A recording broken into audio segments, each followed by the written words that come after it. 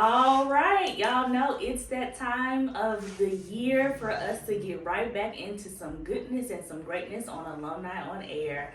I am so excited to be here with you all and this amazing guest. You've seen him before, and if you haven't seen him before, I bet you've heard of him. And if you haven't heard of him, you better get to know him because there's so much going on, so many amazing, beautiful things he's done in our community in Memphis, and he's doing now across the country that we just really need to tap into and really figure out how we can back and support him as he does that great work. But before I jump into all of the good information that's happening, let me introduce myself. I'm Jamisha Hayes. I'm the Managing Director of Teach for America Alumni. I am also a 2011 Memphis alum, and I have the amazing James Larkin behind the camera. I could not do this without you, James. Thank you. He does all of our operations and logistics, as well as he's our communications person for alumni. So we are excited to have this episode of Alumni on Air, which is where we bring amazing alums like this person here into the Memphis office in our alumni impact room, and we have a conversation about what they're doing and how they're keeping their vision of one day alive and thriving. And you're gonna want to get behind this amazing individual. Before we jump in though, what's your name? And is there anything significant or special about your name? Like any story behind your name? Hi, thanks for having me. I'm Andy Bobowski. Anything special behind my name? My parents claim that my middle name, Jordan, I was born in the mid-'80s in Chicago, and so one would think, oh, Michael Jordan. It's not, they claim to me that it actually is a combination of my Aunt Jo, my Aunt Rita, my Uncle Dan, and my Grandma Ann Jordan, but I think they realized that many years later and made it up.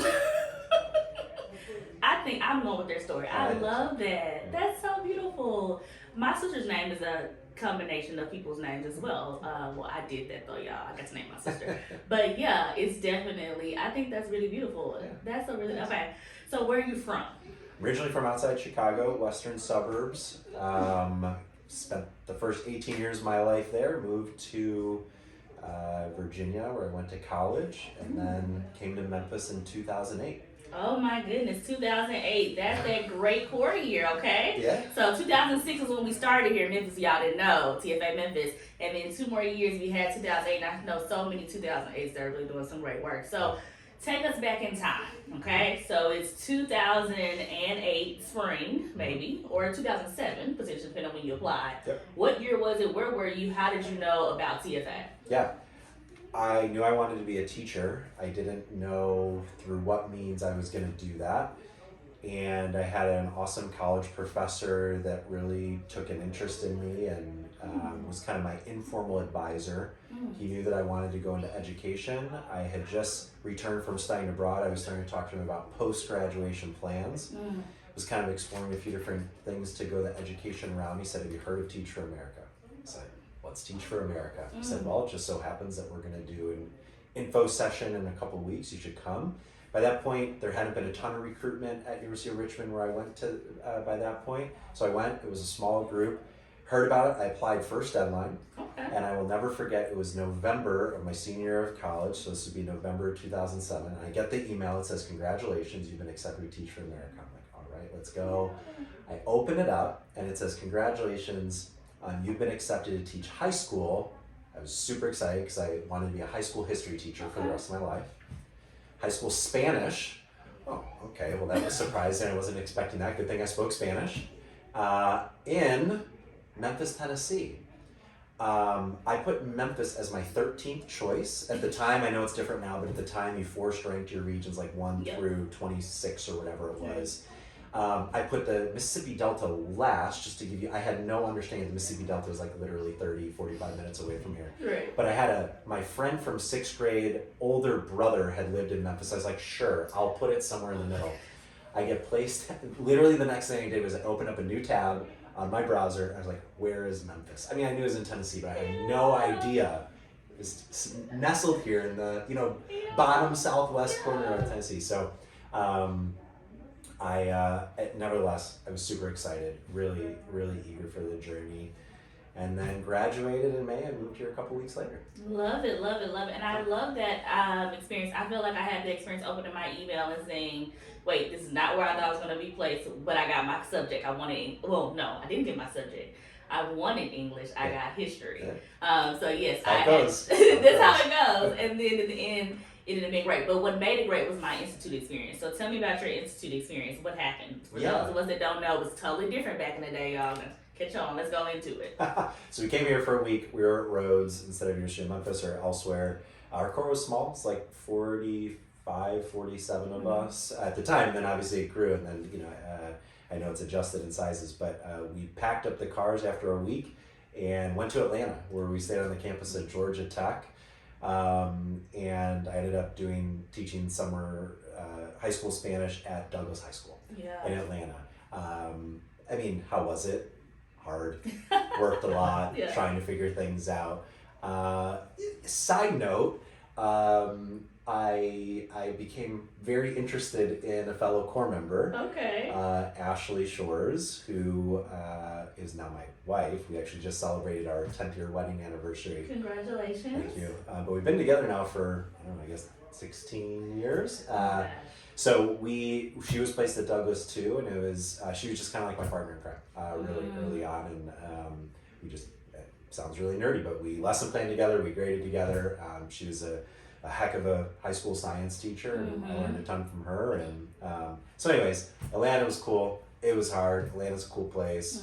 Partied a lot, and got ready to teach for the year. I loved Atlanta. I would also, because I did my same experience in 2011. We would go to Memphis for a week and then come to Atlanta, and so it was definitely hard. But I loved my little break times with my little crew, and we would eat and have us a nice little drink and just really bond. I think that was just so amazing, and those are people that I know for decades later. So I really appreciate that. Now you're back in Memphis. You've done your institute experience. Where did you do the core? I taught high school Spanish at East High School. Oh. Yeah. And I was super fortunate to have a few older core members from the 06 and 07 core. Nick Getchman, who's running Veritas, and Tim Pruitt was just a year older than me.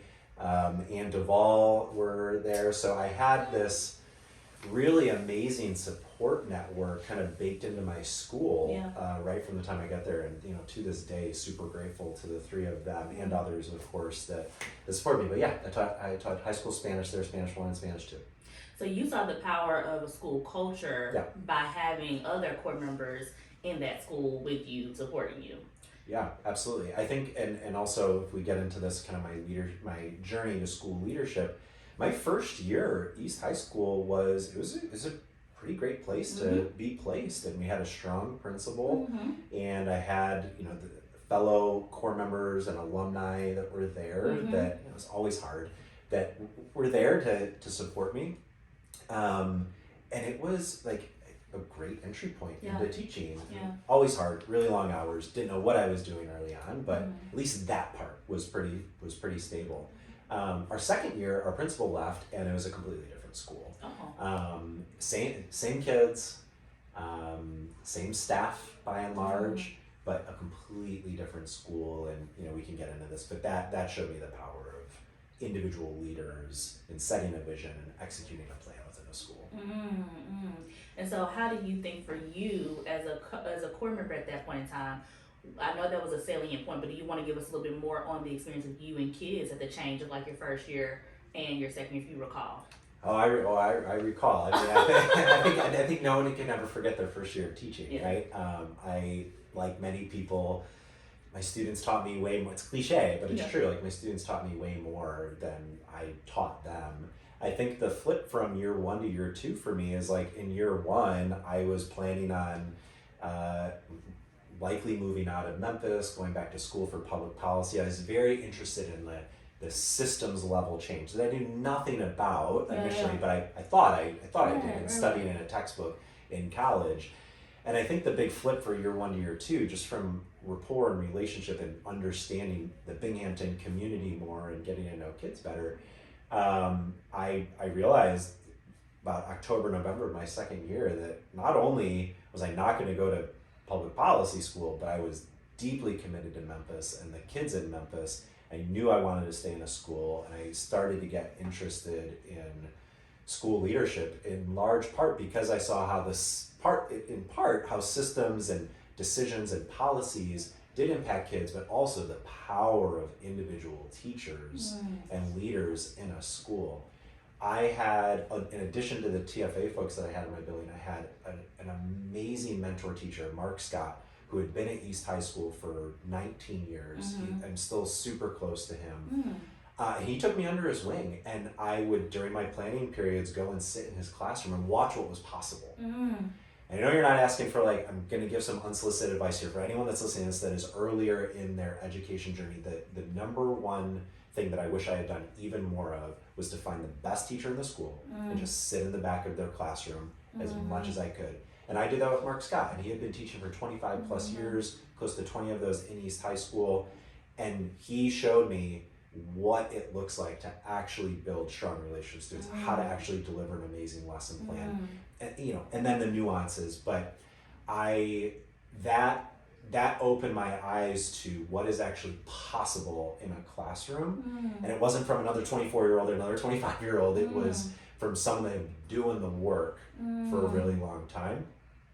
So that I kind of put my like policy plans aside. It's like, no, I want to go all in on continuing to do the work here in Memphis with kids directly. I love that, and I love the power of the mentor teacher showing you what was possible. And I think that's something that we should think about, you all, is the power of possibility. Do you have a mentor that is showing you what's possible, that's helping guide you as you create your dream, turn your dreams into a reality? It's so important, as Andy just discussed, the power of having someone that's kind of went along ahead of you to kind of give you some of the inside tricks and tips to navigate some of the injustices and the systems that we have that we know are broken, so that you, when you get out of it, can really take off and make that amazing change. So, do you have a mentor that's helping you see what's possible? And if you do, how are you leaning into them, and how can you help other people get mentors as well? And can I follow up with two things? Regardless of where anybody is placed, regardless of the school that they're in, there are people in the building that have figured something out that you haven't. Yes. And yes. You got to find those people, and that may not be your perfect vision for what you want to be true for your room, but there are many, many people, even if you're a first-year teacher, a third-year teacher, a fifth-year teacher, yes. there are people that have figured things out more so than you that are a little bit further in the journey. And the second thing I'll say is, like, if you look around in your school and you don't see folks that necessarily have the vision for the classroom that you want, well, you have an amazing network here of Teach for America folks. There are teachers in their 5th and their 7th and their 10th and their 12th year that are crushing it. Call Janisha, call James, call other people. Like, who is teaching this that I need to go visit? And I think that one of the big mistakes that I made, I was so hell-bent early on never missing a day of school. And I really prided myself on it. It's like, no, I'm going to be the guy that's going to show up every single day, no matter what. Even if I'm sick, I'm going to do it.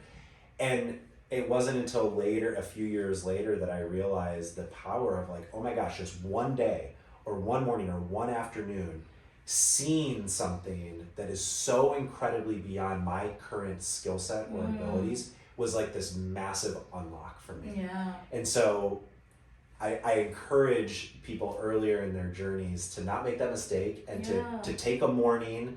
And maybe you take a morning instead of like a mental health day, or to actually schedule it, find out who are the 2 or 3 best people that you can go watch, coordinate with them, text them, see if you can come visit, and spend a couple hours there. It will be hugely illuminating.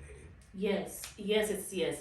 And so take a moment now to do that, to think about who is that mentor, or who are those individuals that can inspire you to see what's possible. And then go ahead now and get that conversation going. Go ahead now and connect with them, because again, they're going to help you see how to turn the impossible possible. We're going to be back.